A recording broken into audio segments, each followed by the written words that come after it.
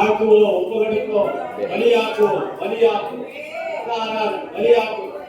நாம் இன்னும் இன்னும் இன்னும் தேவன் விரும்புகிறபடி என்னை வணங்கி கொள்ளும் ஐயா, என்னை வணங்கி கொள்ளும் ஐயா. நொறுக்கும் உடையும் வளையும் பார்க்கலாம் பாருங்க. நொறுக்கவே நம்ம நொறுக்கும் உடைக்கணும். நொறுக்கும் உடையும் உருவாக்கும், வளையும் உருவாக்கும், வளையும் நம்ம சொல்லுவோம். இந்த மாலை வழியில சொல்லுவோம். எத்தனை நாளா ஜெபிக்கிறோம்? இப்போ எத்தனை நாளா ஜெபம் பண்ணுகிறோம்? எத்தனையாவது நாள் ஜெப நாள்? 28. அல்லேலூயா. 4 வாரம் ஜெபம் பண்ணுறோம். 4 7 28ஆவது நாள் வந்திருக்கிறோம். தெய்வாகாமா நிமோனியா பொழுதுமா சரீரத்துல செத்திருக்கா, சுட்டெரிக்கப்பட்டிருக்கா, ஆவியானவன் சுட்டெரித்திருக்கிறானா? ஆவியானவரே அன்பின் ஆவியானவரே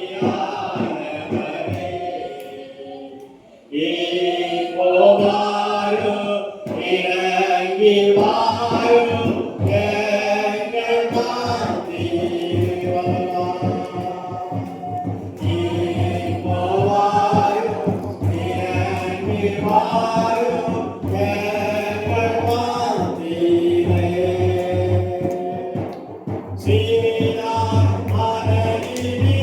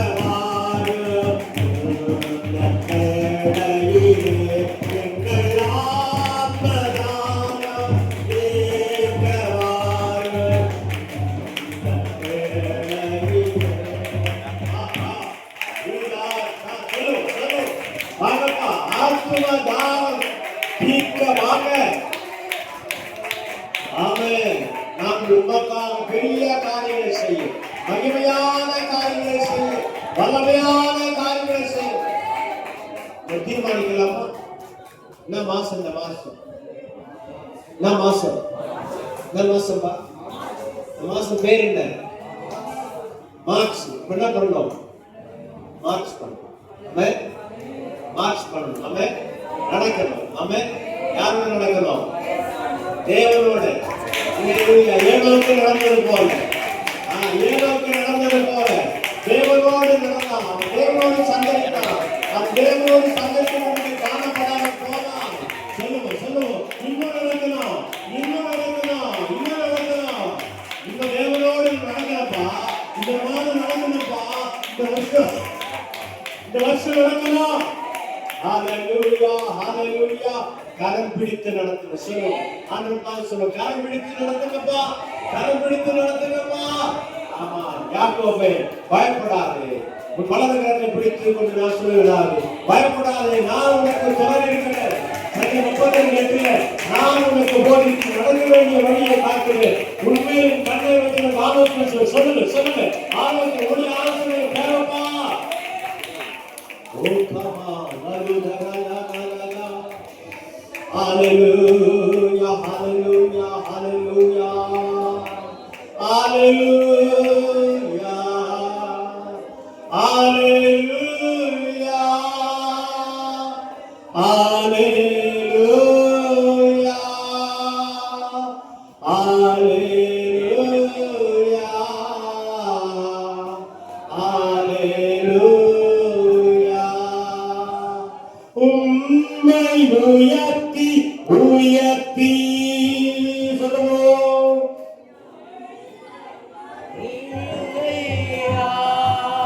ஆமென். உம்மை உயர்த்தி உயர்த்தி உள்ளமாகிடுதையா. உம்மை நோக்கி பார்த்து இதயம் துள்ளுதையா. சொல்லுவோம். இருந்தவாறே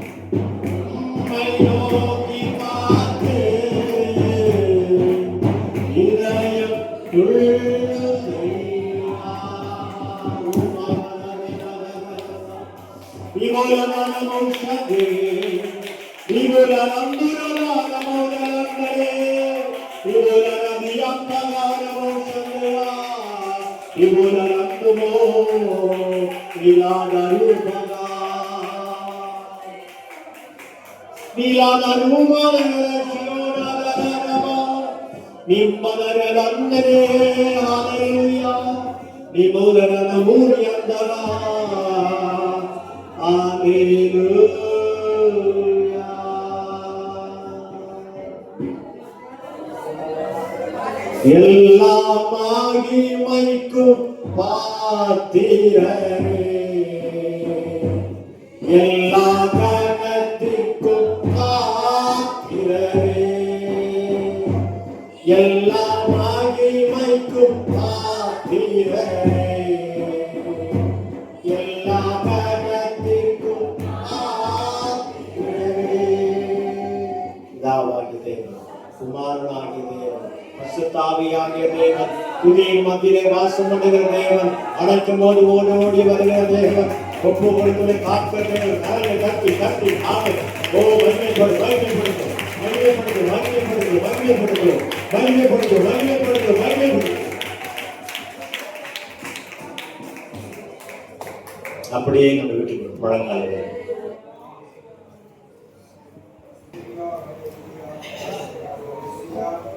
Hallelujah. Praise the Lord. கர்த்தருடைய நாமம் மகிமைப்படுவதாக. Praise the Lord. இப்ப பாஸ்டர் யாபே சொல்ற பாடல் பாடுற நேரத்துல தேவனுக்கு நம்ம காணிக்கை கொடுக்கலாம். Praise the Lord. எந்தன் கண்மலையானவரே, என்னை காக்கும் தெய்வம் நீரே. எந்தன் கண்மலையானவரே,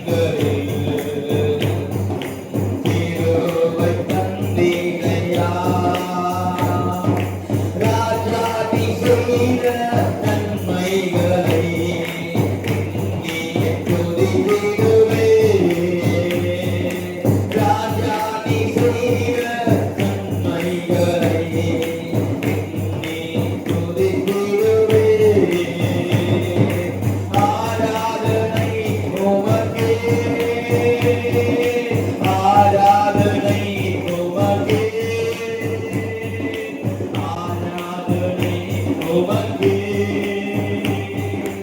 ஆராதனை உமக்கே கண்மலையானவரே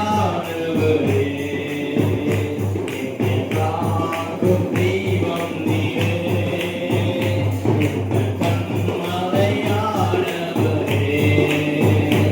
என்னை காக்கும் தெய்வம் நீரே.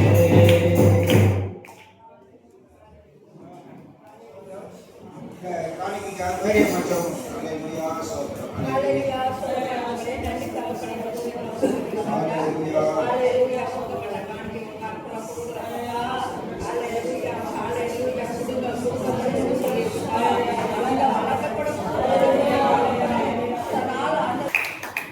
அல்லேலூயா. அல்லேலூயா அல்லேலூயா. சந்தோஷமா இருக்கு. அல்லேலூயா சொல்லலாமா? கர்த்தர் நல்லவர். இந்த மாலை நேரத்திலும் தேவனோடு கூட நம்ம இணைந்து கொள்ளும்படியாக தேவனோடு கூட ஒரு சில நிமிடங்கள் அவரோடு கூட நாம் நம்மை அர்ப்பணித்தவர்களாக நடந்ததற்காக நன்றி செலுத்துகிறேன். இந்த நாளிலும் எங்களது அரக்கோணம் பெந்தைகோஸ்தே அசெம்பிளியின் சபையின் சார்பாக உங்கள் யாவருக்கும் நாங்கள் சோத்திரத்தையும் வாழ்த்துதலையும் தெரிவித்துக் கொள்கிறேன். கர்த்தர் உங்களை ஆசீர்வதிப்பாராக. இன்று உபவாச ஜெபத்திற்காக வந்திருக்கிறீங்களா? உபவாச ஜெபம் தானே? சரி. ஆகவே இந்த நாளிலே தேவன் தம்முடைய பிள்ளைகளுக்கு அவர் மனம் நிறைந்த தேவனாய் இருக்கிறார். அவர் அற்புதங்கள் செய்கிற தேவனாய் இருக்கிறார். அவர் அதிசயம் செய்கிற தேவனாய் இருக்கிறார். சங்கீதம் புஸ்தகம் 70ஆம் சங்கீதம் 70ஆம் சங்கீதம்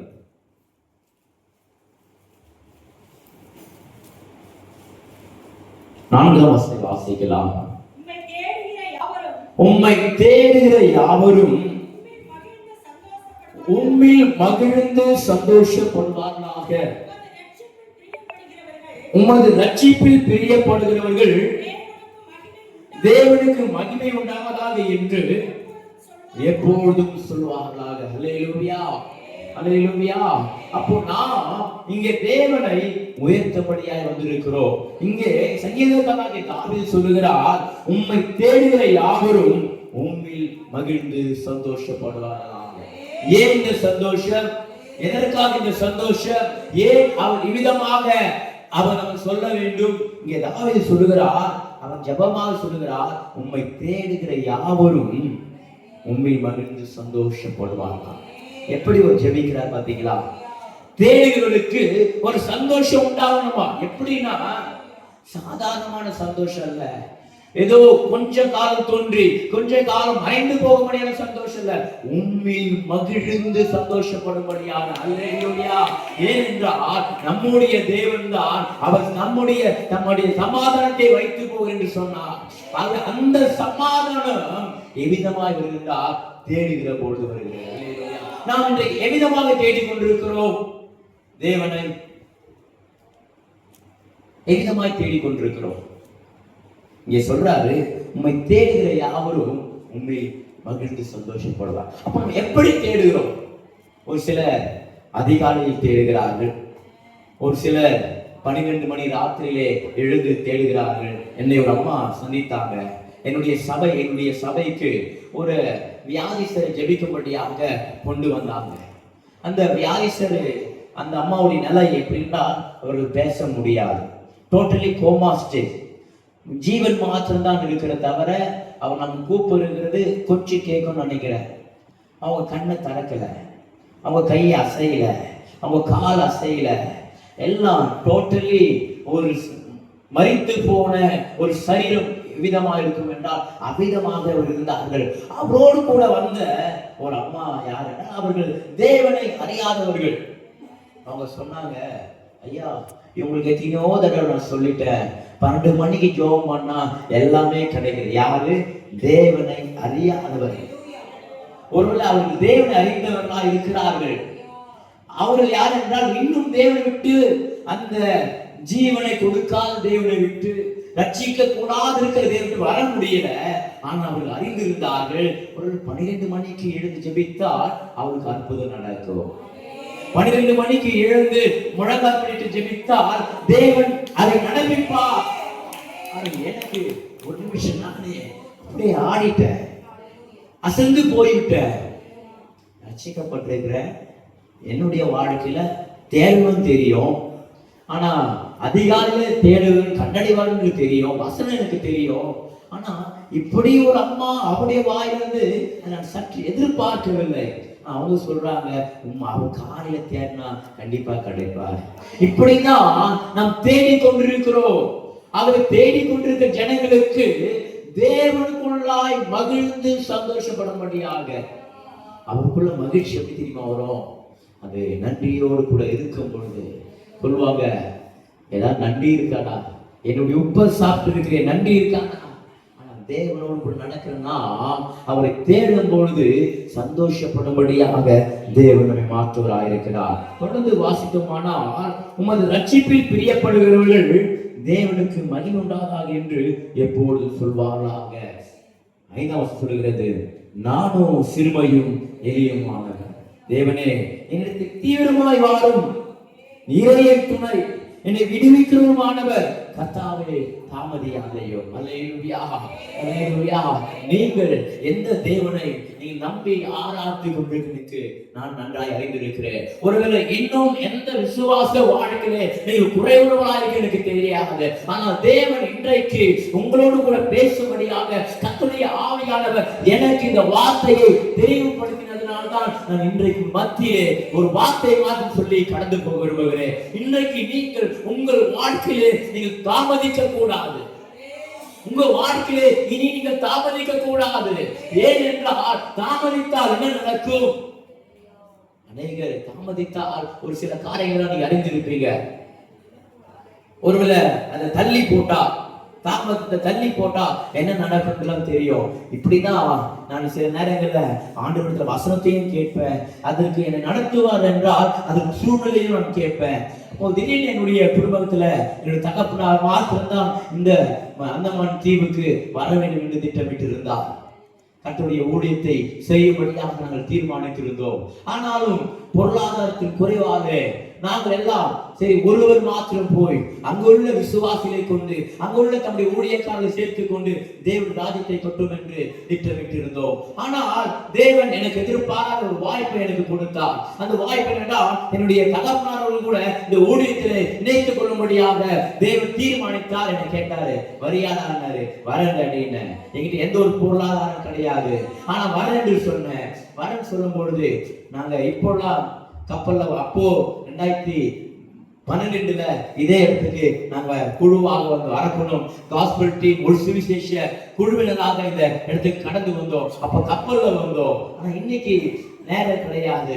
ஆகவே அவசர வாழ்க்கையில் ஓடிக்கொண்டிருக்க நம்முடைய வாழ்க்கையில ஆகவே அவசரமா போய் இறங்கலாம், சீக்கிரமா போய் இறங்கலாம் சொல்லி லைட் சார்ஜை பார்த்தா அது 6000 7000 8000 போயிட்டு இருந்துச்சு. சரி நம்ம என்ன பண்ணலாம், புக் பண்ணலாம் அப்படின்னு யோசித்தோம். ஆனா டிக்கெட் போயிட்டே இருக்கு. சரி டிக்கெட் பார்த்தா விலை கம்மியா இருக்கு, பேக்கெட்டை பார்த்தா காலியா இருக்கு, என்ன செய்யுது ஒண்ணும் முடியல. அடுத்து ஒரு 10 நிமிஷத்துக்கு பார்த்தா டைம் ஏறிட்டே இருக்கும் போது டைம் கூட அங்க விலையை கூடிட்டு கொண்டே இருக்கிறது. தேவன் இப்படிதான் நம்முடைய வாழ்க்கையில கூட நாம் தாமதிக்கிற ஒவ்வொரு விஷயத்தையும் தேவன் தாமதித்து கொண்டே இருக்கிறார். ஆகவேதான் இந்த தாவீது சொல்லுகிறார், நானும் சிறுமையப்பா, ஒண்ணு இல்ல, நான் எளிமை, நான் ரொம்ப எளிமை, இதெல்லாம் என்னால செய்ய முடியாது, இது செய்ய எனக்கு திராணி கிடையாது. ஆனா தேவன் இன்றைக்கு உங்களுடைய உபவாசத்தின் ஜெபத்தை அறிந்திருந்து அவர் நாம் உபவாசிக்கும் போது நாம் நோக்காமல் இருக்கிறது என்ன? அவர் காண்கிற தேவன், அவர் நம்மை விடுவிக்கிற தேவன், அவர் நம்மை கப்பலிக்கிற தேவன், அவர் நம்மை உயர்த்துகிற தேவன். ஆகவே அந்த ஜீவனுள்ள தேவனை பார்த்துதான் இந்த தாவீது சொல்லுகிறார், நான் சிறுமையும் எளிமையுமானவன். சொல்றாரு, தேவனே என்னிடத்தில் தீவிரமாய் வார். தேவனே please coming soon in my life, என்னிடத்து தீவிரமாய் வாரும். பாருங்க எவ்வளவு அழகா சொல்றாரு. நம்ம கூட இன்றைக்கு எத்தனாவது நாள்? இது 40வது நாளா? எத்தனாவது நாள்? 19வது 19th டே. இப்போ இந்த 19வது 19வது நாளிலே நாம் தேவனிடத்தில் நிறைய காரியங்களை கேட்டுக்கொண்டே இருக்கிறோம். 1ஆம் தேதி முதல் இந்த கடைசி நாட்கள் இன்னும் ஜெப நாட்கள் இருந்து கொண்டே இருக்கிறது. ஆகவே இந்த ஜெப நாட்களிலே நாம் ஒன்று இன்றைக்கு தேவ ஆவியானவர் ஒருவர் திட்டவட்டமாய் பேசுகிறார். தாவீது சொல்லுகிறார், தேவனே என்னிடத்தில் தீவிரமாய் கொஞ்சம் டிலே பண்ணாதீங்க, எவ்வளவு சீக்கிரமா தீவிரமா வந்துருங்க, சீக்கிரமா இப்படி வந்துருங்க, சீக்கிரமா வந்துருங்க, நான் பரிசுத்தமாகணும், சீக்கிரமா வாங்க, நான் விடுவிக்கப்படணும், சீக்கிரமா வாங்க, நான் உங்களை உயர்த்தணும், சீக்கிரமா வாங்க, எனக்கு வேலை வேண்டும் என்று சொல்லி எதற்காக அவர் அழைக்கிறான்னு தெரியாது. அவன் சொல்றாரு, தேவனே என்னிடத்தில் தீவிரமாக வா. ஏன்? Is no, the David know, he is the partner of our life. அவர்தான் அவருடைய வாழ்க்கைக்கு துணை, வேற யாரும் துணையாக செய்ய முடியாது. அப்படி சொல்றாரு, நீரே என் துணை, என்னை விடுவிக்கிறவர். நான் ஜெபித்திருக்கிறேன், எந்த தெய்வமும் பதில் கொடுக்கிறது, ஆனா நீங்க விடுவிக்கிறவர், கட்டப்பட்டு விடுவிக்கிறவர், வியாதியிலிருந்து விடுவிக்கிறவர், ரோகத்திலிருந்து விடுவிக்கிறவர், சாபத்திலும் பாவத்திலும் விடுவிக்கிற ஜனங்களை விடுவிக்கிறவர். எவ்வளவு இந்த வார்த்தை சொல்லும்போது வேற வருகிறது, அவர் விடுவிக்கிறவர். தாமதியாதையும் அப்ப இந்த தாமதித்த ஆள் தேவன் நம்மோடு இருக்கிறார். நாம் என்ன செய்த நாட்களிலே இன்னும் எவ்வளவு தீவிரமாய் தேவனத்தில் சேர வேண்டுமோ, எவ்வளவு தீவிரமாய் தேவனை நோக்கி பார்ப்பதற்கு நம்மாக தானாக முயன்று வர வேண்டுமோ, அதற்கு நாம் தாமதிக்க கூடாது. தாவீது சொல்றாரு, நீ என் தோழ, நீ என்னை விடுவிக்கிறவ, என் வாழ்க்கையில தாமதிக்காதீங்க, நீங்க வாங்கன்னு சொன்னாரு. இப்படிதான் தாமதிக்காமல் அவர் கூப்பிடும் பொழுது அவர் தாமதிக்காமல் வருகிறார். அல்லேலூயா. லூக்காஸ் சுவிசேஷம்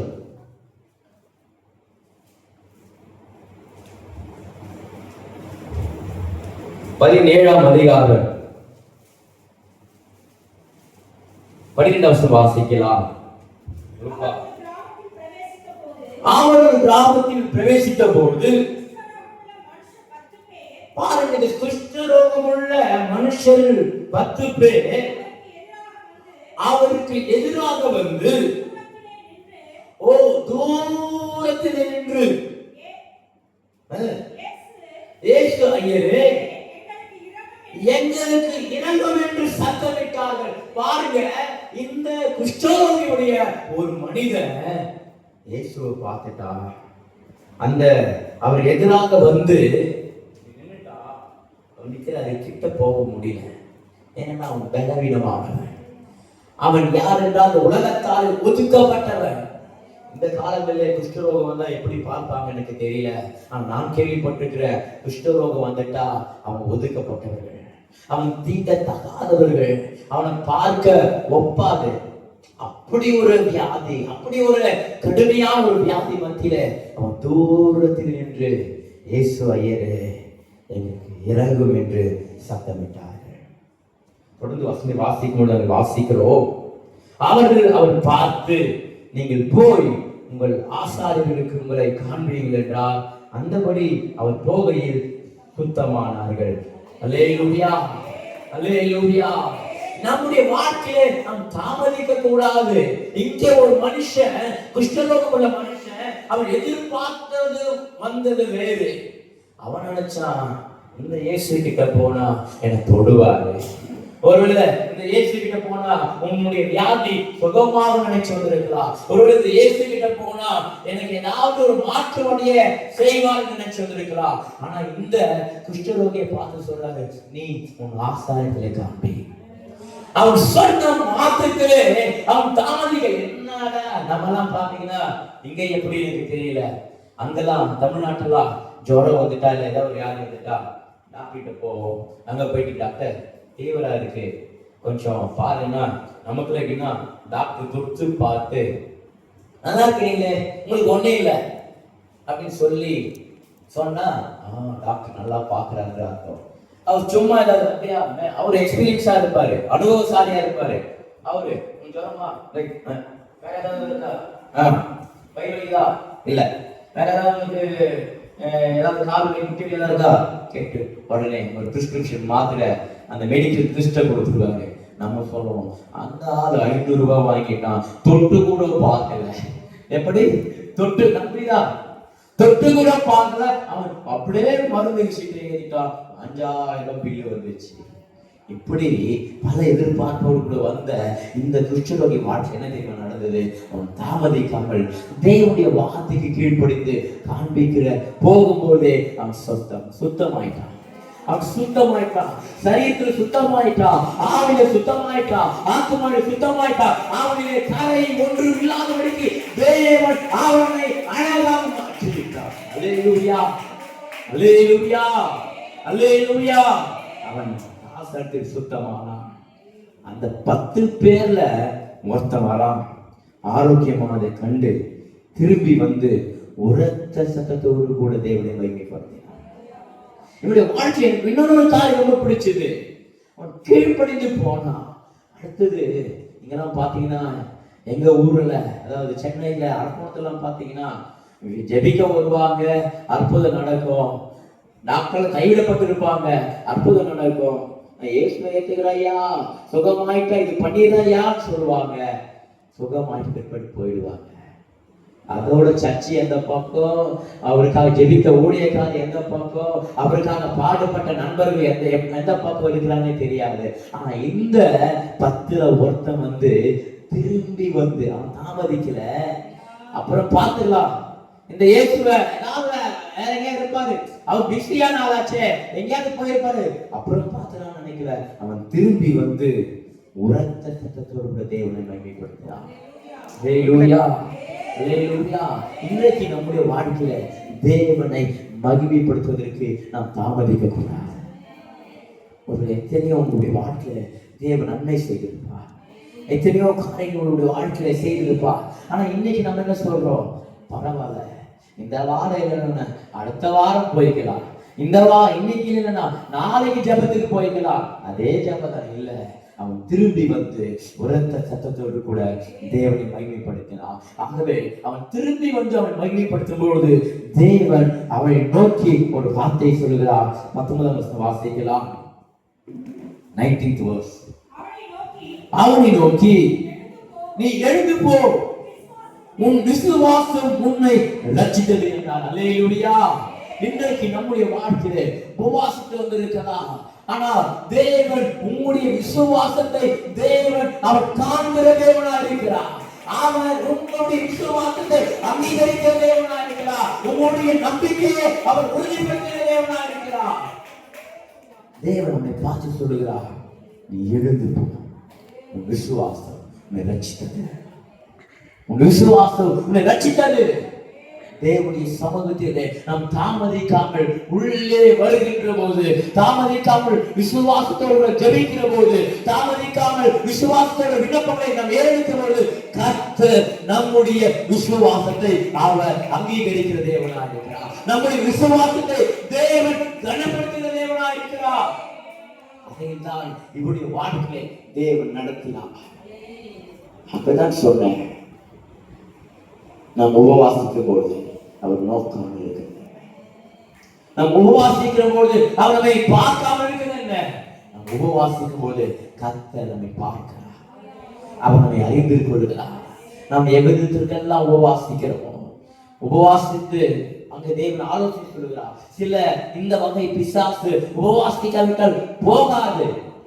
ஒரு சில நேரங்களில் நீ எந்த விசுவாசத்தோடு உபவாசிக்க தெரியாது. எனக்கு ஒரு சம்பவத்தை ஞாபகத்துக்கு வருகிறது.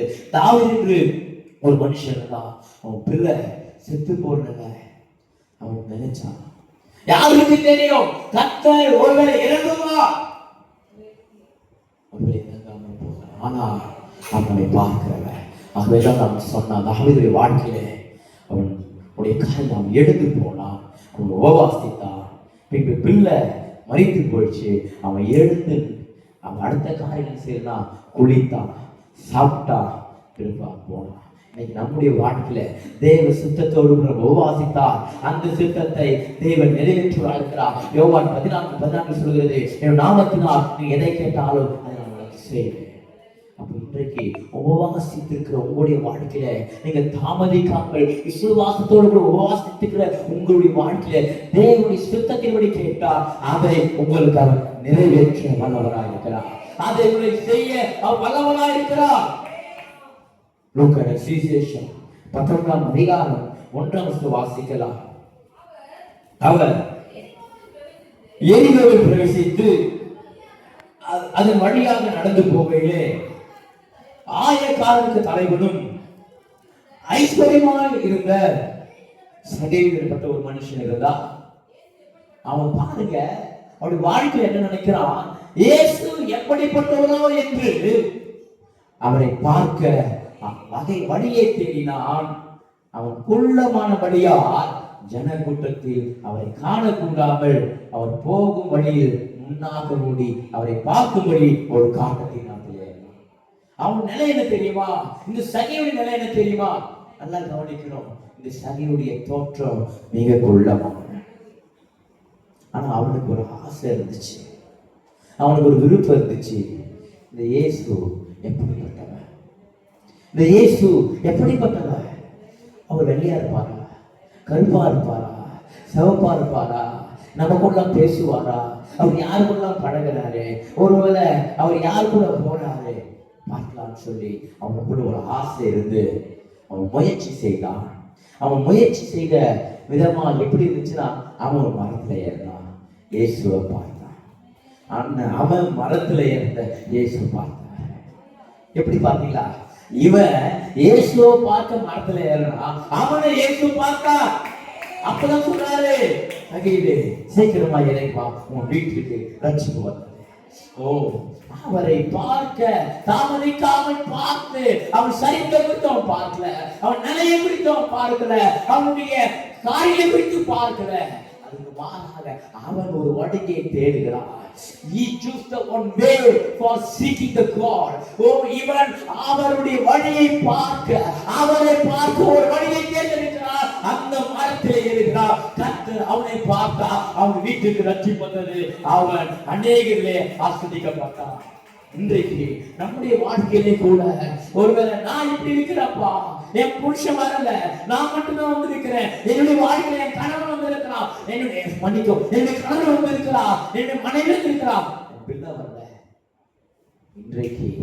இன்றைக்கு உங்க உபவாசத்துல ஒரு இந்த பாரம் உங்களுக்குள்ள வந்துச்சுன்னா, என் குடும்பம் ரட்சிக்கப்படணும்ன்ற பாரம் உங்களுக்கு வந்துருச்சுன்னா, அந்த கவலை உங்களுக்கு வந்துச்சுன்னா, இன்றைக்கு தேவன் உங்களுக்கு பதில் கொடுக்க வல்லவராக இருக்கிறார். அவர் இன்றைக்கு வேறு சொல்லுகிறது, கணவன் மூலமாக மனைவி பரிசுத்தமாக்கப்படுகிறார், மனைவி மூலமாக கணவன் பரிசுத்தமாக்கப்படுகிறார்கள், பெற்றோர் மூலமாக பிள்ளைகள் பரிசுத்தமாக்கப்படுகிறார்கள். ஆவி அவருக்கு பரிபூரணமாக இருக்குது. பின்னர் ஏன் ஒருவனை படைத்தார்? பக்தியுள்ள சந்ததியை பெருமொழியானே நீ வாக்காதா சாதாரண போக்காதா.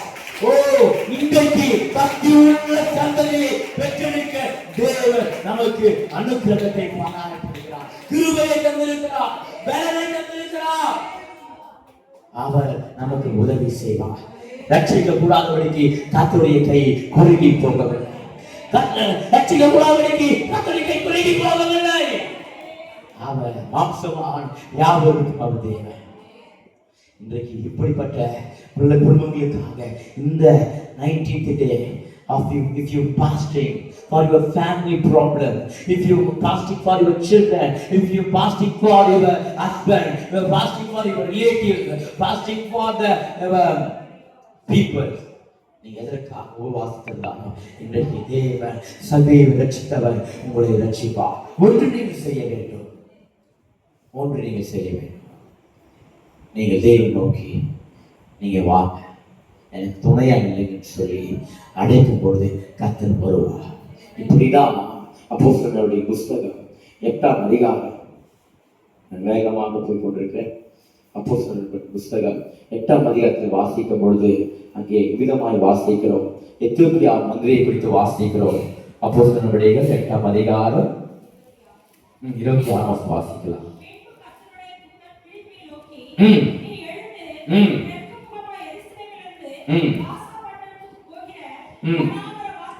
சரி, 34 வாசிக்கலாம். 33, 34. அவர் தம்மை தாழ்த்தின பொழுது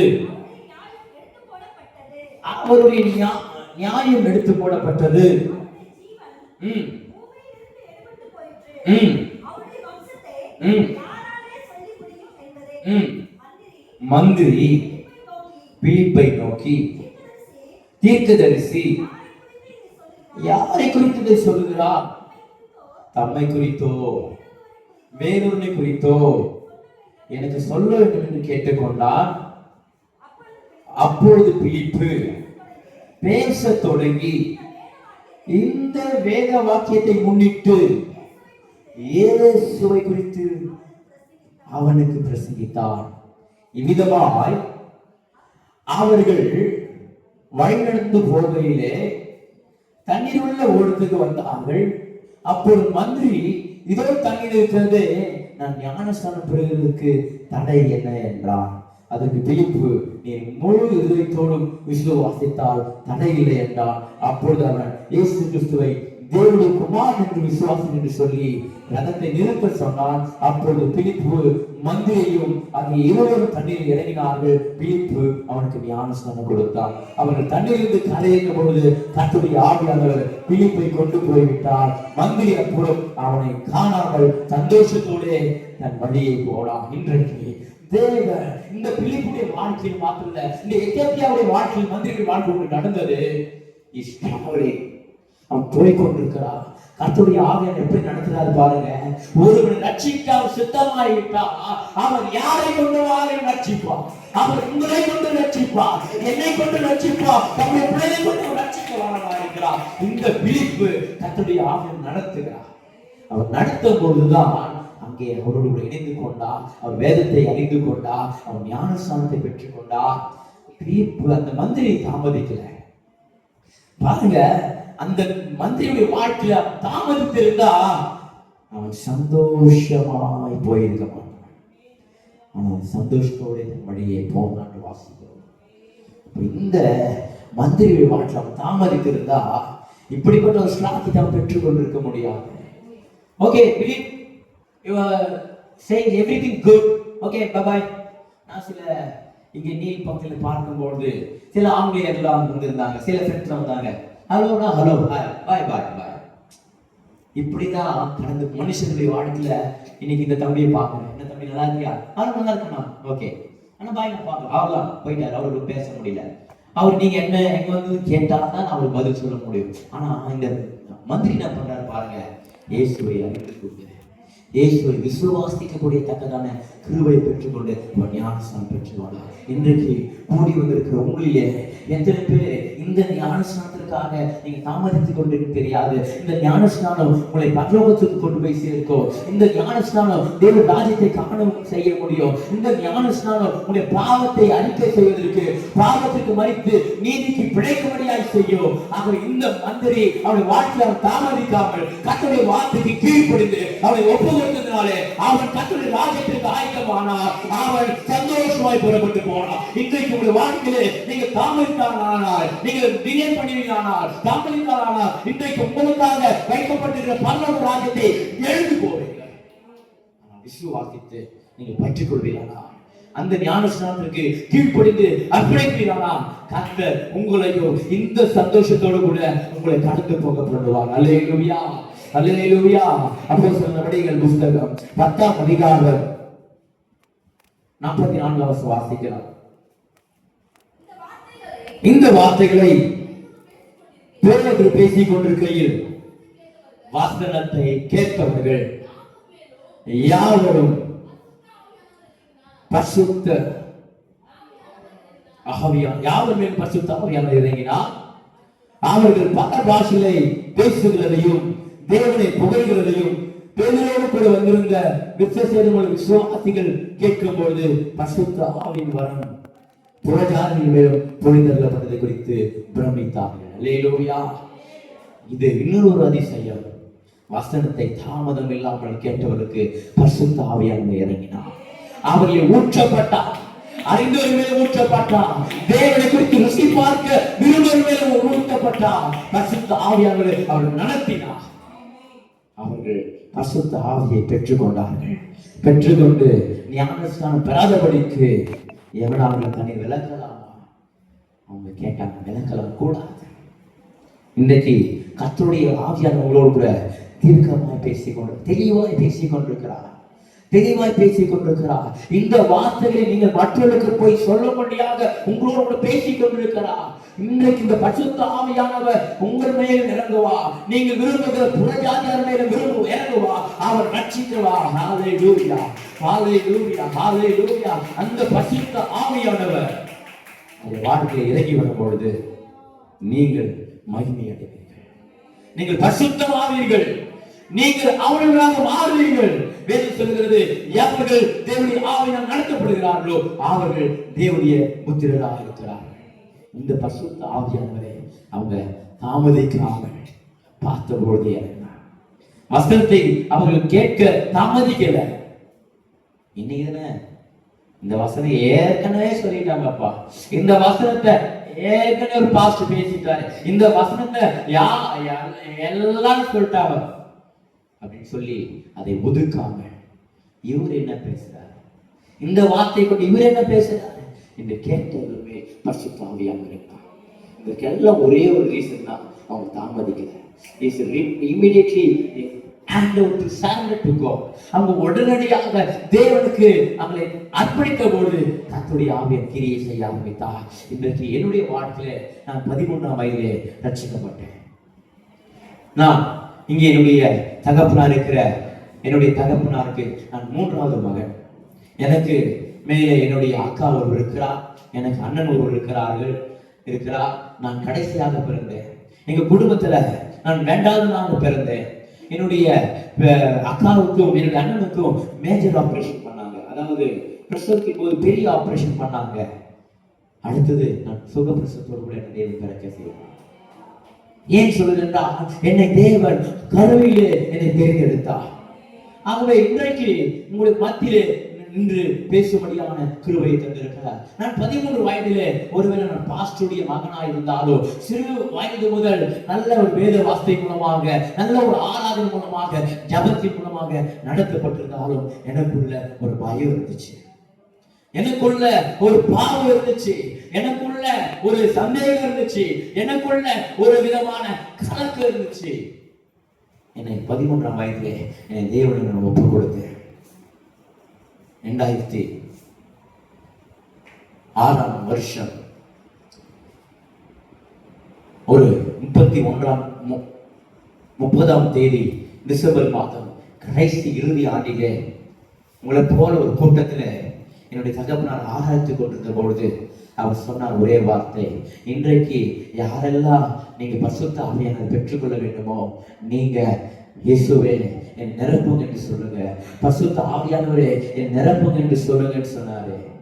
நான் என்ன பண்ணிட்டேன்னு தெரியுமா? என்னுடைய என் நண்பன் ரொம்ப க்ளோஸ், என்னுடைய சண்டே ஸ்கூல் டீச்சர் அபிஷேகத்துல அவங்க ஆடிட்டு இருக்கிறாங்க. அவங்க முடி ஒரு பக்கம் ஆடிட்டு இருக்கிறது, அவங்களுடைய கை ஒரு பக்கம் ஆடிட்டு இருக்கிறது. நானும் என்னன்னு அவங்களை பார்த்து பரியாசம் பண்ணி கொண்டிருக்கேன். பாருடா நம்ம டீச்சர் எப்படி ஆடிக்கிறாங்க பாருடா, எப்படி குதிக்கிறாங்க பாருடா, எப்படி கத்துறாங்க பாருடா, எப்படி அவங்க பேசுறாங்க பாருன்னு சொல்லி பரியாசம் பண்ணி கொண்டு என்னுடைய வாழ்க்கையில கர்த்தருடைய வார்த்தை என்னை அறியாமல் விட்டு கொடுத்தேன். என்ற வார்த்தை என்னை நிரப்ப எனக்கு தெரியாது, என்னை நடத்த எனக்கு தெரியாது, என்னை உணர்த்த எனக்கு தெரியாது, என்னை நீதி குறித்து நியாயத்தை குறித்து கணித்து உணர்த்த எனக்கு தெரியாது. ஆனால் ஏதோ ஒரு வார்த்தை, ஏதோ ஒரு என்னை தாக்கினது, அவர் வல்லமை ஒரு அபிஷேகம் என்னை தாக்கினது, என்னை அறியாமல் ஒப்பு கொடுத்தேன். எனக்குள் வா என்று ஒப்பு கொடுத்தேன். 13ஆம் வயதிலே நான் எவ்வளவு காரியத்தில் ஈடுபட்டிருந்தனோ என்னுடைய வாழ்க்கையை தேவன் உணர்த்த ஆரம்பித்தார். ஒவ்வொரு பாவத்தை உணர்த்த ஆரம்பித்தார். நான் செய்த துரோகத்தை உணர்த்த ஆரம்பித்தார். நான் செய்த தேவனை விட்டு படுத்த துரோகமாய் செய்த காரியத்தை உணர்த்த ஆரம்பித்தார். என்னுடைய வாழ்க்கையில நான் ஒரு காரியத்தை செய்ய ஆரம்பித்தேன். கூல்ட்ரிங்க்ஸுக்கு பதிலாக அப்பா சொல்லுவாரு, எல்லாரும் ஒரு டம்ளர் தான், அதுக்கு மேல குடிக்க கூடாது. ஆசை யாரை விட்டது? நான் உடனடியாக போவேன், ஃப்ரிட்ஜை திறப்பேன், பாட்டில் எடுப்பேன், மிரண்டா ஜூஸை ஊற்றுவேன், குடிப்பேன், தண்ணியை ஊற்றிட்டு வந்துடுவேன். கதை ஒன்றும் தெரியாது. எனக்குள்ள ஒரு பொறாமை இருந்துச்சு. எங்கள் அக்காவுக்கு எது செய்திருந்தாலும் அது எனக்கும் செய்யணும். எனக்கு இப்போ தெரியும், பெண் பிள்ளைங்களுக்கு எவ்வளவு செலவாகும், ஆண் பிள்ளைங்களுக்கு எவ்வளவு செலவாகும் தெரியும். ஆனா அப்ப எனக்கு தெரியாது. ஒரு பெண் பிள்ளைகளுக்கு ட்ரெஸ் வாங்கணும், இப்பு வாங்கணும், அதுக்குரிய ஹேர் பேண்ட் வாங்கணும், அதுக்குரிய எல்லா விதமான என்னென்ன தேவையோ எல்லாம் வாங்கணும், பில்லு வரும். ஆனா பையனுக்கு அப்படி இல்லை. ஒரு பேண்ட், ஒரு சட்டை, ஒரு பவுடர் இருந்தா போதும். ஆனா பெண் பிள்ளைகளுக்கு ஒரு பேரண்டோட கூட இருந்தா, உதாரணத்துக்கு சொல்லுகிறேன். இப்படி எனக்கு தெரியாது. போறாம பெரியவங்க ஓட்டுறது தான் எல்லாம் சின்ன பிள்ளைங்களுக்கு வரும். ஒரு சைக்கிள் ஓட்டிட்டு அடுத்தது கொடுப்பாங்க. அடுத்தது நான் எனக்கு அது பிடிக்காது, எனக்கு வந்தா நியூவா வரணும், இல்லை வரக்கூடாது, அதை உடச்சி போட்டுருவேன். இப்படிலாம் எனக்குள்ள ஒரு துணாவை இருந்துச்சு. என்னுடைய அப்பா பாஸ்டர், அவர் ஒரு ஸ்கூல்ல நடத்திட்டு இருந்தாரு ஆதி காலங்களில. அப்போ நான் ஒரு வாத்தியா இருக்குல்ல, எல்லாரையும் கூப்பிடுவேன், டீச்சரையும் மிரட்டுவேன். ஏன்னா டீச்சர் பார்த்தீங்கன்னா எனக்கு சொந்தக்கார டீச்சரு, இல்லைன்னா அவங்களே திட்டுவேன், பிள்ளைங்க எதுக்கா திட்டுவேன். ஒரு பையனை கூப்பிட்டு சும்மாவே கூப்பிட்டு அடிச்சு போடாடுவேன். இன்னும் சொல்ல முடியாது, ஏன்னா வாதியாருக்குள்ள. சர்ச்சில் போனா பாஸ்டருக்குள்ள என்னை யாரும் எதிர்க்க முடியாது, என்னை யாரும் கேட்க முடியாது. என்னை மாட்டி விட்டா கூட நான் பண்ணுவேன், அடுத்தது அவனை ஏதோ ஒன்று வச்சு அடுத்தது பழி வாங்கிடுவேன். இப்படிலாம் எங்கள் வாழ்க்கை இருந்தது. வேதம் நீதிமொழிகள் 33ஆம் அதிகாரம் 34ஆம் வசனம் சொல்கிறது. நீதிமொழிகள் புஸ்தகம் 30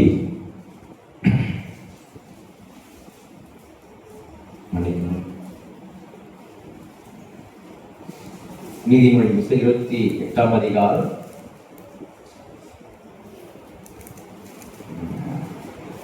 7 தன் பாவங்களை மறைக்கிறவன் வாழ்வடைய மாட்டான், அவளை அறிக்கை செய்துவிட்டு நரகம் பெறுவான். 28:11 வாசிக்கலாம். தன் பாவங்களை மறைக்கிறவன் வாழ்வடைய மாட்டான், அவன் அறிக்கை செய்து விட்டு நரகம் பெறுவான். இந்த வார்த்தை நான் சண்டே ஸ்கூல் இருக்கும் பொழுது அப்போ எனக்கு சொல்லிக் கொடுத்தாங்க. நான் பரிசுத்த ஆவி எனக்குள் இறங்கி வரும்பொழுது நான் அறிக்கை பண்ண ஆரம்பித்தேன். நான் எனக்கு வாழணும் ஒரு ஆசை. ஏன்னா எங்க வீட்டு பக்கத்திலேயே சுடுகாடு. இதுதான் சர்ச்சின்னா அது இந்த செவரு தான் எங்களுக்கு மத்தியில. ஒரு மாலை போட்டிருந்தா கூட அந்த மாலையை மிதிக்க மாட்டேன், சாவு பயம் எனக்கு இருந்துச்சு. அப்ப நான் சொல்ல ஆரம்பித்தேன், எனக்கு ஒரு பேர் உண்டு, எழுபூரிக்கு என்று பேர் சொல்லுவாங்க எங்க வீட்டுல.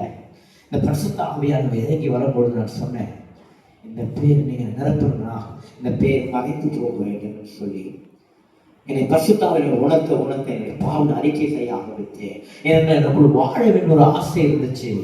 ஆகவே தாமதிக்காமல் ஒப்பு கொடுக்கும் பொழுது கர்த்தர் என்னுடைய அறிக்கையின்படியே என்னுடைய பாவத்தை எல்லாம் மன்னித்து என்னை வாழ்வை மாற்றினார். 6 மணியான வெளியே போக மாட்டேன். 10 மணி ஒரு பாத்ரூமுக்கு 6 மணிக்கு 8 மணிக்கு மேல ஒரு ரெஸ்ட் ரூம் போகணும்னா யாராவது ஒருத்தர் கூட்டிட்டு போவேன். ஆனால் தேவன் எப்போது என்னை ஏற்றுக்கொண்டோம், எப்போது எனக்கு பரிசுத்த ஆவியானவர் வந்தாரோ அன்றைக்கு எனக்குள்ள அந்த மரண பயம் போச்சு, இருட்டு பயம் போச்சு, தேவனுக்கு நிற்கும்படியான தைரியம் வந்துச்சு. ஒரு காலத்துல என்னை புதைச்சிட்டா இந்த பெட்டிக்குள்ளது என்னை யார் எழுப்ப முடியும், உயிர் வந்துச்சு, என்னை தட்டினா யாருக்கு கேட்கணும்னு நினைச்சிருக்கேன்.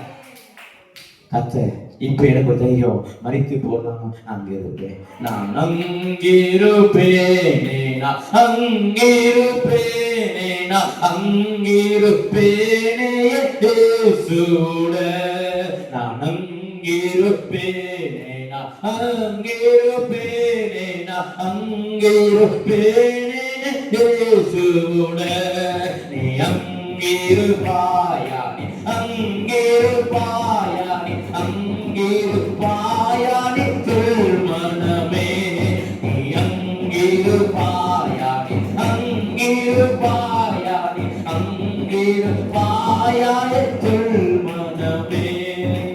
இப்படி மரண பயத்தினாலும் பொல்லாத காரியத்திலிருந்து தேவன் என்னை மீட்டெடுத்து 14ஆம் வயதிலே கர்த்தர் என்னை ஊழியத்துக்கு அழைத்தார். முழு நேர ஊழியமா பகுதி நேர ஊழியம் என்று ஆராய்ந்து கொண்ட வேளையிலே கர்த்தருடைய ஆவியானவர் வசனத்தின் மூலமாக நீ முழு நேர ஊழியத்திற்கு என்னை அர்ப்பணிக்க செய்தார். இன்றைக்கு நான் பெருமைக்காக சொல்லல, இந்த வயதுல எனக்கு இப்போ 32 வயது. இந்த 32 வயசுல எங்களுடைய பகுதியில ஒரு 4 இளைய சமுதாய போதகர்கள் மாத்திரம்தான் இருக்கிறோம். எங்களை அந்த போதகர் முறையில போய் உட்கார்ந்தா எல்லாம் 50க்கு மேல அனுபவம் உள்ள ஊழியக்காரர்களாக இருப்பார்கள். ஆனா அந்த அனுபவம் உள்ள ஊழியக்கார மத்தியிலே தேவர் என்னை உட்கார வைத்திருக்கிறார். என்னுடைய சபையிலே கிட்டத்தட்ட 250 குடும்பங்கள் வந்து கொண்டிருக்கிறது. இன்றைக்கு எப்பொழுது இந்த ஊழியத்துக்கு அர்ப்பணித்திருந்தோம், இன்னைக்கு எங்களுடைய தகப்பனரோடு செய்கிற ஊழியத்திற்கு, என்னுடைய ஊழியர்களுக்கு நான் இணை போதகராக, என் தகப்பன் இருந்து எடுக்க வேண்டிய முடிவில்லை அந்த இடத்தில் நான் இருந்து ஒரு தகப்பன் இல்லாத நேரங்களிலே அவர் எடுக்க வேண்டிய சூழல் மத்தியிலே தேவன் அந்த நேரத்தில் எடுக்க தீர்மானங்களை எடுக்கக்கூடிய அதிகாரத்தை தேவன் எனக்கு தந்திருக்கிறார். ஏன் இந்த வேலையிலே சொல்லுகிறேன் என்றால், கர்த்தரை நான் ஏற்ற காலங்களிலே தாமதிக்காமல் என்னை ஒப்பு கொடுத்தேன், தாமதிக்காமல் என்னை அர்ப்பணித்து அவர்களுடைய வாழ்க்கையை தேவன் மாற்றினார். இன்றைக்கு நீங்கள் இந்த காலத்திலே ஜெபித்துக் கொண்டிருக்கிற வேலையிலே நீங்கள் தாமதிக்க கூடாது. ஒருவேளை நீங்க எந்த விஷயத்தெல்லாம் தாமதித்துக் கொண்டிருக்கீங்களோ யோசித்து பாருங்கள், தேவன் உங்களுக்கு பெறன் கொடுப்பா. ஒருவேளை வேதம் சொல்லுகிறது, நீங்கள் புறப்பட்டு போய் சகல ஜாதிகளில் சிஷ்யராக்கி பிதா குமாரன் பரிசுத்த ஆவியின் நாமத்தினாலே ஞானஸ்நானம் கொடுத்து நான் உங்களுக்கு கற்பித்த யாவையும் அவர் கை கொள்ளும்படி அவருக்கு உபதேசம் பண்ணுங்க. காலத்தை பார்த்தால் போதகராக இருக்க வேண்டிய நீங்கள் எப்படி இருக்கிறீங்க? இன்றைக்கு தேவன் உங்களுடைய தாமதம், உங்களுடைய வாழ்க்கை எங்கே தாமதிக்கிறீங்க, எங்கே தாமதிக்கிறீங்க இன்றைக்கு சொல்லலாமா? ஆண்டவரே, இன்னொரு வரைக்கும் நான் கொஞ்சம் குடும்பத்துல ஜபங்களில தாமதிச்சிட்டேன், என்னுடைய தனிப்பட்ட ஜபத்துல நான் தாமதிச்சுட்டேன், உங்க தேடுதல நான் தாமதிச்சுட்டேன், என் பிள்ளைகளை ஒப்பு கொடுக்க தாமதிச்சுட்டேன், என்னுடைய பிள்ளைகள் உமக்காக செய்ய வேண்டியதை நான் தாமதிச்சுட்டேன். வேறு சொல்லுகிறது, நீ எதை செய்தாலும் கர்த்தருக்கு நீங்க மனப்பூர்வமாய் செய்யுங்கள் என்று சொன்னார். அவர்கள் இதுவரைக்கும் நீங்க தேவனுக்காக எதை செய்து கொண்டிருக்கிறீங்க? அப்புறம் பார்த்துக்கலாம், இப்ப பாஸ்ட் பார்க்கட்டும், நம்ம அப்புறம் பார்த்துக்கலாம். இப்போ கொஞ்சம் தானே பிள்ளைங்க இப்போதானே படிக்கிறாங்க, இப்போதானே 1ஆம் மாசம் சம்பளம் வாங்கியிருக்கிறாங்க. ஆட முதல் மாசம் சம்பளத்தை வாங்கி கொஞ்சம் செலவு பண்ணி ஜாலியா இருக்கட்டும், ஒரு 5வது மாசத்துல கொடுத்துடலாம். இப்படி தாமதிக்க தாமதிக்க கர்த்தர் நம்முடைய ஆசீர்வாதத்தை தாமதித்துக் கொண்டிருக்கிறார். நம்முடைய ஆசீர்வாதத்தை நாம் தாமதித்துக் கொண்டிருக்கிறார். கொடுக்கிறதான வருகிற ஒரு ஆசீர்வாதம் தேவன் தாமதித்துக் கொண்டிருக்கிறார். அப்ப நம்முடைய வாழ்க்கையில நீங்க தாமதிக்காதீங்க. இந்த உபவாச நாட்களிலே உங்கள் மத்தியிலே நான் சொல்லுகிற ஒரே வார்த்தை, நீங்க தாமதிக்க கூடாது. நீங்க எழுந்து போக. அந்த குஷ்டரோகி மனுஷன் சுகமானா, அவன் போனா, தன்னுடைய ஆசனத்தை காண்பித்தா, அவன் எழுந்து போனா, தேவனுக்காக ஆத்துமாக்களை ஆதாயம் பண்ணினார். இன்றைக்கு உங்களுக்கு தேவ சுகத்தை தந்திருக்கிறார், பலனை தந்திருக்கிறார், விடுதலையை தந்திருக்கிறார். ரட்சிப்பு என்றால் என்ன என்பதை அறிந்து கொள்ள உதவி செய்திருக்கிறார். அந்த மகாபெரிய ரட்சிப்பை சொல்ல நீங்க தாமதிக்க கூடாது, தீவிரமாக கடந்து போங்க. தேவனுக்காக கொடுக்கிறது தாமதிக்காதீங்க. நான் பணத்தை பத்தி பேசல, பொருளை பத்தி பேசல, சொத்து பத்தி பேசல. உங்க வாழ்க்கையில எதை தேவனுக்கு கொடுக்க திட்டமிட்டு கொடுக்காமல் இருக்கிறீங்களோ அதை தேவன் இந்த வேலையை உணர்த்து வருகிறார். ஏனென்றால் அவர் தாமதிக்கிறார். அவர் வரப்போகிறார். அவர் வரும் நாளிலே அவரோட கரம் அசைக்கும்படியாக, நம் ஆயத்தமாகும்படியாக நாம் இப்பொழுது தாமதித்தால் அவரோட கரம் அசைக்க முடியாது. எபிரேயரின் நிருபம் 10ஆம் அதிகாரம், எபிரேயரின் நிருபம் 10ஆம் அதிகாரம் 36 வாசிக்கலாம்.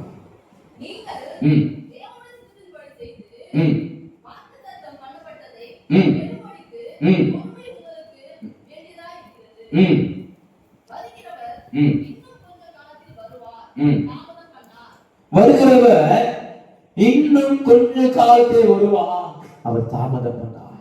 ஒருவேளை உங்க வாழ்க்கையில இன்றையோட கூட இந்த தாமதத்தை முடித்துக் கொள்ளுங்க. எதிலையும் வருகிறவர் இன்னும் கொஞ்ச காலத்தில் வந்துடுவார். ஒருவேளை இன்றைக்கு எனக்கு ஒரு ஆயத்தம் இருந்துச்சு, ஒருவேளை இன்றைக்கு பாஸ்டர் அவர்கள் தாமதிக்காமல் எங்களுக்கு இந்த இடத்தை உங்கள் மத்தியிலே தேவனுடைய வார்த்தையை பேசும்படியாக அவர் தாமதிக்காமல் இடம் கொடுத்ததுனால இன்றைக்கு உங்கள் மத்தியிலே பேசிக் கொண்டிருக்கிற. ஆகவே இதே போல அவருக்கு நாம் இடம் கொடுத்தோமானா அவர் தாமதிக்க மாட்டார், அவர் வந்து கொண்டே இருப்பார், அவர் வந்து கொண்டே இருப்பார், அவர் வந்து கொண்டே இருப்பார். உங்களை என்னைய சொன்ன கைவேலை இல்லாத ஒரு வீட்டிற்கு அவர் அழைத்து செல்வார். ஓ, அங்கே கண்ணீர் இல்லை, அங்கே துக்கம் இல்லை, அங்கே பாடு இல்லை. அவரோடு கூட வாழும்படியான, அவரோடு கூட நீதிக்கிற வாழும்படியான, அவரோடு கூட இருந்து ஆசீர்வாதங்கள் அவரோடு கூட சொந்திருக்கும்படியான திருவள்ளி தேவன் இருக்கிறார். ஹல்லேலூயா.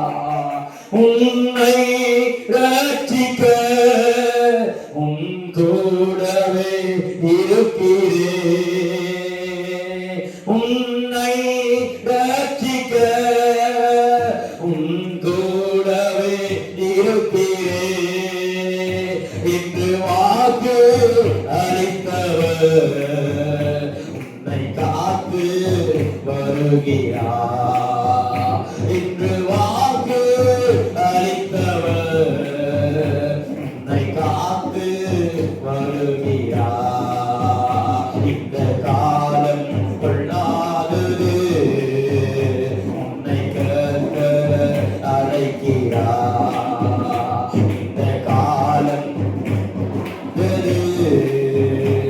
உன்னை கர்த்தர் அழைக்கிறார்.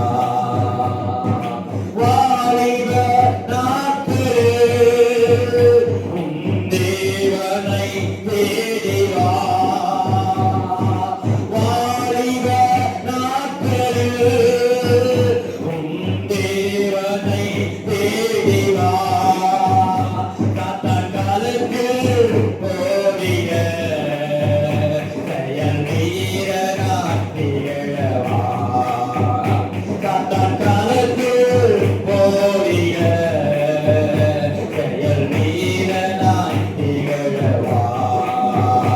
இந்த காலம் கொள்ளாதது, உன்னை கர்த்தர் அழைக்கிறார். இந்த காலம் கொள்ளாதது, உன்னை கர்த்தர் அழைக்கிறார். காலமோ முடியுது, தேவராஜ்யம் நெருங்குதே. காலமோ முடியுது, தேவராஜ்யம் நெருங்குதே. மனம் திரும்பி வாழவே மன்னனே உன்னை அழைக்கிறார். மனம் திரும்பி வாழவே மன்னனே உன்னை அழைக்கிறார். இந்த காலம் கொள்ளாதது, உன்னை கர்த்தர் அழைக்கிறார். இந்த காலம் கொள்ளாதது, உன்னை கர்த்தர் அழைக்கிறார். அல்லேலூயா பாடியே பரலோகமே சேருவார். அல்லேலூயா பாடியே பரலோகமே சேருவார். மரணேசுவை பாதத்தில் நல்ல பங்கினை பெற்றிடுவாய். மரணேசுவை பாதத்தில் நல்ல பங்கினை பெற்றிடுவார். இந்த காலம் கொள்ளாதது, உன்னை கர்த்தர் அழைக்கிறார். இந்த காலம் கொள்ளாதது, உன்னை கர்த்தர் அழைக்கிறார். இந்த காலம் கொள்ளாதது, உன்னை கர்த்தர் அழைக்கிறார். ஹல்லேலூயா, ஹல்லேலூயா. தேவனை தாமதிக்காதே. கர்த்தாவே, தேவனே இடத்தில் வாடு, தீவிரமாய் வாடு. ஓ, நீ ரட்சிக்கிறவர், நீ விடுவிக்கிறவர். ஓ, தாமதியாதையோ. இவருடைய வாழ்க்கையிலே தேவன் நினைத்திருக்கிற காரியங்களே, ஓ, எல்லாவற்றையும் இன்றைக்கு இவர்கள் சிந்தித்துக் கொள்ள உதவி செய்கிறார். உதவி செய்கிறார். ஓ, உதவி செய்கிறார். அவர்கள் தாமதித்தார்கள், இவருடைய வாழ்க்கையை கொடுக்கிறபடியாக தாமதிக்காதையோ. வாழ்க்கையை சீக்கிரமாக சீக்கிரமாய் வாங்க.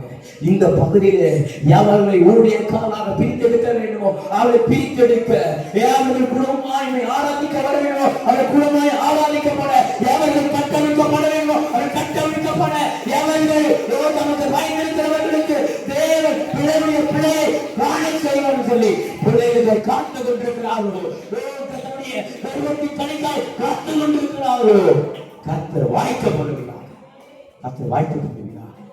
இந்த சபை அன்று இன்னும் ஆசீர்வாதமாய் திகழ, இந்த நடத்துகிற ஊழியக்காரரும் இன்னும் பலப்பட, இன்னும் தேவனுக்குள்ளாக ஒரு கூட்டத்தாரை ஆயத்தப்படுத்த, அவருக்கு இன்னும் பலனிக்க கட்டளையிட்டார்.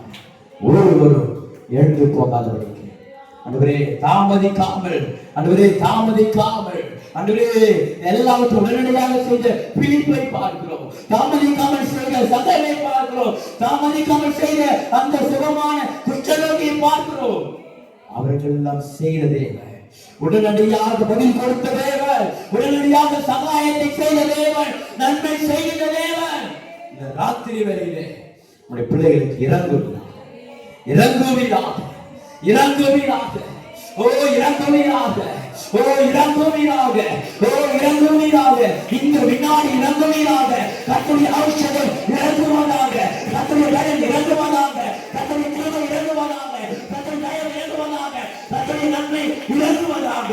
ஓ பரலோகத்தின் ஆசீர்வாதங்கள், பரலோகத்தின் ஆசீர்வாதங்கள், பூமிக்குரிய ஆசீர்வாதங்கள், பூமியிலிருந்து ஆழத்தில் உண்டாகும் ஆசீர்வாதங்கள் உண்டாவதாக, உண்டாவதாக.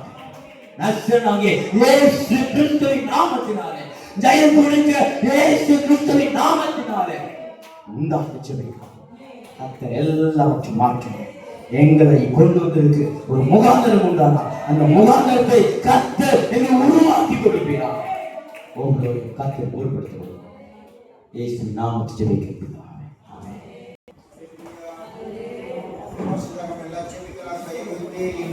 ஜெபமும் தேவனோடு பேசியிருக்கு. உங்களுக்காக நிறைய காரியங்கள் பேசியிருக்கிறார். நன்றி தகப்பனே. தேடி வந்திருக்கிறார், தேடி வந்திருக்கிறார். தேடுகிறவர்கள் சந்தோஷப்படுவார்களா, தேடுகிறவர்கள் சந்தோஷப்படுவார்களாக. தேடுவதற்கு தாமதம் கூடாது, தாமதம் கூடாது.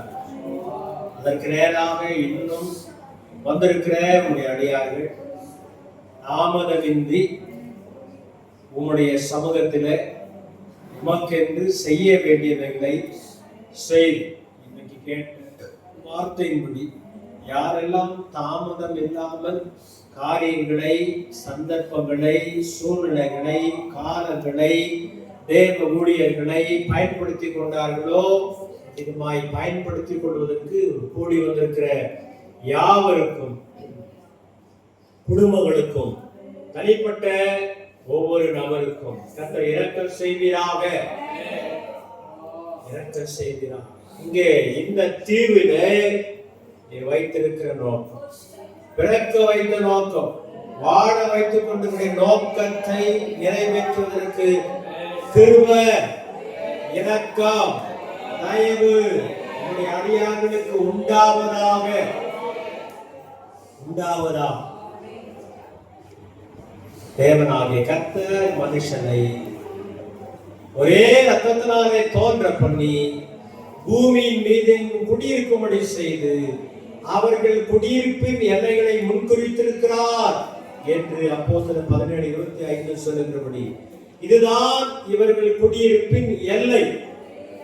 இந்த எல்லையிலே வாழ்ந்து, சாட்சியாய் வாழ்ந்து, பரிசுத்தமாய் வாழ்ந்து, விசுவாசத்தில் வல்லவர்களாய் வாழ்ந்து, அநேகரை தேவனுக்கு உட்படுத்துகிறவர்களாக, திருப்புகிறவர்களாக வாழ்ந்து, கர்த்தருடைய வருகையிலே நித்தியம் இருக்கிற எல்லா பரிசுத்தவான்களோடு உடைய அடியார்களும் எடுத்துக் கொள்ளப்படுவதற்கு ஆயத்தப்பட உதவி.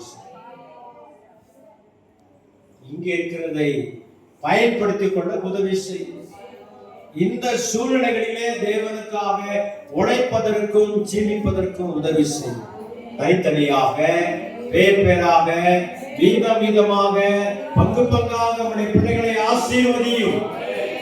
தேவனுடைய ஊழியக்காரரோடும் உடன் விசுவாசிகளோடும் ஒவ்வொருவரும் நகமும் சதையும் போல வாழ்வதற்கு, மலரும் மனமும் போல வாழ்வதற்கு இரக்கம் செய்யும்.